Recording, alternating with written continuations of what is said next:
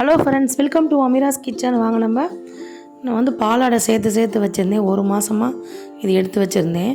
ஃப்ரீசரில் போட்டு நம்ம எடுத்து வச்சிடணும். ஒரு டப்பாவில் போட்டு கொஞ்சம் தயிர் ஊற்றி இந்த ஆடையை பாலை மேலே ஏடு கட்டு பார்த்திங்களா, அந்த பாலை ஏடை எடுத்து வச்சுருக்கேன். ஒரு மிக்ஸி ஜாரில் போட்டு வச்சுருக்கேன். அதில் ஐஸ் க்யூப் போட்டுக்கலாம். கொஞ்சம் ஐஸ் வாட்டர் ஊற்றி அரைச்சா ஃபஸ்ட்டு க்ரீம் மாதிரி வரும். அதே மாதிரி விடாமல் இன்னும் கொஞ்சம் அரைச்சோம்னா நமக்கு இது மாதிரி வெண்ணெய் திரண்டு வந்துடும். ஒரு பாத்திரத்தில் ஐஸ் கட்டி போட்டு தண்ணி ஊற்றி அதை மாற்றி வச்சுக்கலாம். இப்போ வந்து இதை புழிஞ்சு எடுத்துக்கலாம்.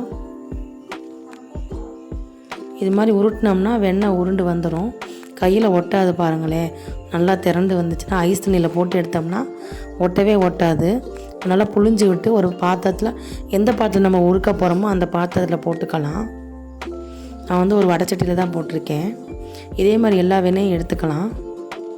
இப்போ அடுப்பை வச்சு காய்ச்சிடலாங்க. அடுப்பை மீடியம் ஃப்ளேம்லேயே வச்சிடணும். நல்லா காஞ்சிருச்சு. ஒரு கொத்து கருவேப்பிலை இல்லைன்னா முருங்கைக்கீரை போட்டுக்கலாம். ஒரு ஸ்பூன் அளவு மோர் ஊற்றிக்கலாம். அடுப்பை ஆஃப் பண்ணிடலாம்.